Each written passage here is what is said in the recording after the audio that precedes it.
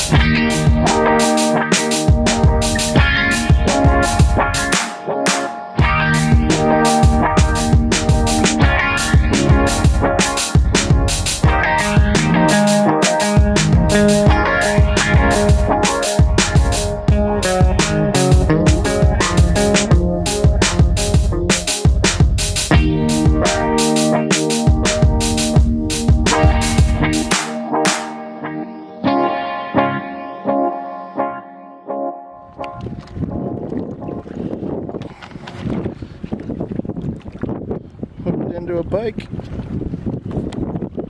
Putting up a good fight. Probably gonna break my 6-pound line. I only got 6-pound on because I'm out for crappie.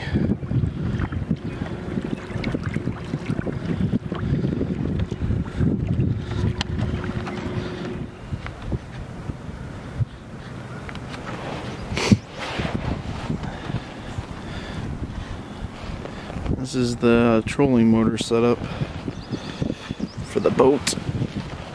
Or the canoe, I should say. In here, we got the GPS sonar, fish finder, the Garmin, great thing. And inside here, we have a 36 amp hour for the trolling motor and a 9 amp hour for the sonar. And then kill switch here, 50 amp. In case you hit weeds with the trolling motor, because the trolling motor would just burn out and you wouldn't even know it, and then it would be dead. But with this you have a 50 amp fuse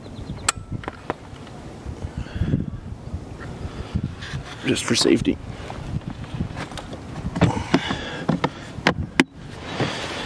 And the wiring harness runs all the way to the back. And then there is a sonar transducer on the bottom of the trolling motor, which is like perfect. And then we're just anchored in here with some minnows down. I've been casting, all I've been catching is pike. I kind of came out here for crappie and perch because pike aren't in until next weekend. It's pike and walleye opener. So I've been catching and releasing for sure today, not that I usually keep pike anyways. I got 2 pontoons and a place to stand. Nice platform. I built all these platforms. The pontoons will be very sturdy. You can stand up, walk around. That's why I don't mind my Canon instead of just GoPros and action cams.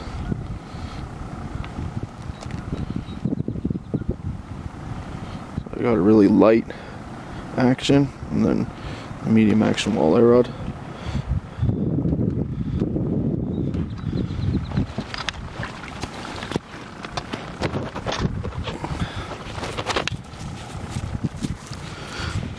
Just out here at the Waterford ponds. We're in a side pond off the main pond because it's so windy.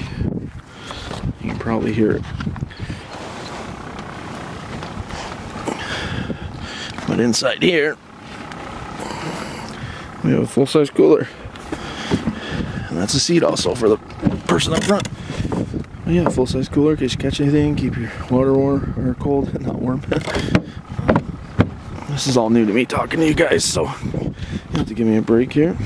But I don't even know if I'm going to keep the audio because it might be too windy without a dead cat, which is a microphone cover. For now, this is what we got to work with. An action cam and a Canon, which is pretty good. Yeah, I'll pull up the anchor in a second, I'll stop, and then I'll pull up the anchor and I'll get the trolling motor going and we'll troll around for a bit more, see if we can catch something else.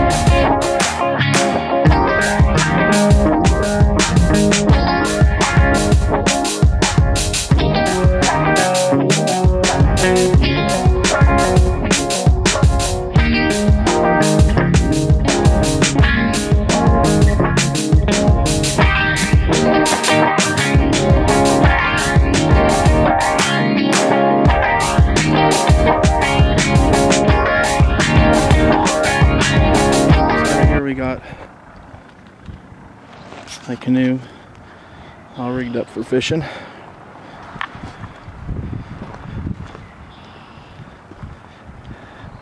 Trolling motor, GPS sonar fish finder by Garmin, Striker 4 Vivid. It's phenomenal. You can really mark the fish. You can see the weeds. Very, very, very good imaging for that sonar. And it's only $270, $260 Canadian. Just finished my day. I was going out for crappie and perch because, like I said earlier, they're in season all year here in Canada and Ontario. But I landed 2 pike, but I had to release them because they're not in season. I don't really eat pike anyways unless I injure it. If I injure it to the point where, you know, it's not gonna live, then I'll cook it, I'll eat it, because, you know, I don't want to waste it. I don't want to put it back and have it die. But if it's, you know, 100% fine, I will release the pike. They're fun to catch. I like catching them. They're beautiful, but they're a little bit harder to clean. They got a Y bone that comes off of the regular ribs, so it's a little bit harder to clean than a walleye or a crappie or perch or whatever. But I've always found them really gamey, but then again, I haven't had one in years, so maybe the next one I injure really bad. It was bleeding a lot. Maybe I'll keep it and we'll first fry it up for you guys, put it on some video, and I'll make some buffalo pike bites and we'll see how it tastes. We'll try some without crazy seasoning and flavor too, and then we'll try some with some flavor. So what this is just a Coleman. It's an older one. It was all plastic on the inside with a little cooler plastic seating. The plastic started to wear out because of the weather and sun and the conditions over years. So I replaced it with wood, like I said earlier, and we got a nice pad you can stand on, you can walk around on. Underneath the pad, we got a little flip up part. It's on hinges, so I can flip that part actually up. I'll show you later when I get home. I'll do another walk around video, or maybe the next time I come out. But you can see under there I have a nice storage area for tripods, camera equipment. I got my fly rod under there. I didn't do any fly fishing today. It was really windy, and of course now as soon as I stop, it's almost like glass. But my trolling motor ran out of battery power because it was so windy today, and I was only out here for maybe 6 or 7 hours. Usually it'll last 8 hours. I just got a solar panel from Amazon. I just got a message from my wife, and she said she received it. So I was waiting for it today, but I didn't want to wait. I wanted to get out fishing. It's the beginning of the season. So now I have a solar panel that will keep my trolling motor battery at full, or at least, you know, a good percent, so it won't die. And it'll just keep going all day, hopefully. And I'll be able to fish and not have to stop, ever. No, I'm joking. You have to stop sometimes. But, yeah, so that's my little walk around. I'm literally walking around. And yeah, so I'm Norman Astevan, and I'm starting a new channel called Catch, Smoke, and Cook, where we will catch fish, sometimes, and you don't always catch them, but we'll videotape it even when we don't. And then, you know, we'll go home and we'll smoke them and cook them, or either or. Won't always do that in that order, but you know, some fish you smoke, some fish you cook. I'll make up recipes, show you guys. I used to be a chef, so for a living, so I have a lot of culinary experience, and I'm also from Cape Breton, Nova Scotia, so I have a lot of angling, fishing experience. So I have also camera experience because I do a lot of photography. I've always been into photography, so I thought, you know what, I make music, I do photography, and I love fishing, and I love cooking, so let's mix it all together. I can make my own music for the videos, I can catch the fish, I can video it and edit it and document it, and I can cook them and show you guys some cool ways to cook and clean and all that stuff.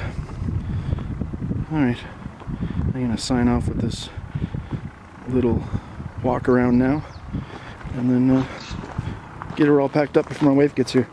She should be here in half an hour, 20 minutes. That'll give me just enough time to pack her all down and get her all packed up. We just spent the day out here at Waterford ponds. This is one of the ponds. There's very many of them. There's about 6 or 7, I think, altogether. So I stayed out here in this big one for as long as I could. I was just getting blown into the corner, even with the trolling motor. It's only a 46-pound thrust, but I mean, it's only a 80-pound canoe too. Once everything's in it with me, it's pretty heavy. But so here's the one pond that we were in. Over there, there is a channel that another local fisherman told me about. We exchanged conversation, and he gave me some tips around here. It's always nice when you meet a fellow angler that's dedicated to helping out other ones. He also, you know, he'll let people know if they're catching fish that aren't in season that they shouldn't be doing that. They have to release them. He's kind of like a little caretaker of out here. He comes out here a lot, so I'm sure I'll run into him again. But yeah, there's a channel that takes you through this pond into the next pond. It's kind of neat. And on the next pond, you're not really It's not really a public pond, but if you go over there, I mean, it's a waterway, so once you're in the water, as long as you don't go on the land, you take the channel through, just keep it to yourself, mind your own business, fish away, nobody bother me. And that is exactly what the fellow angler who was giving me information also told me. So I wouldn't have even known, because you could barely see the channels, because it's like cut out, dredged out, and then it's lily pads and stuff all in that area, so you couldn't really see the opening. He was nice enough to point it out to me, and I was able to find it. This first lake here, the max depth I could find was like 6 to 7 feet, but over in the other lake, it's more like a quarry. There's a gravel quarry that it used to be, I think, and it was like 20 feet, 11, 10, and 15 for the most part. All right, I'm gonna start packing down and getting ready.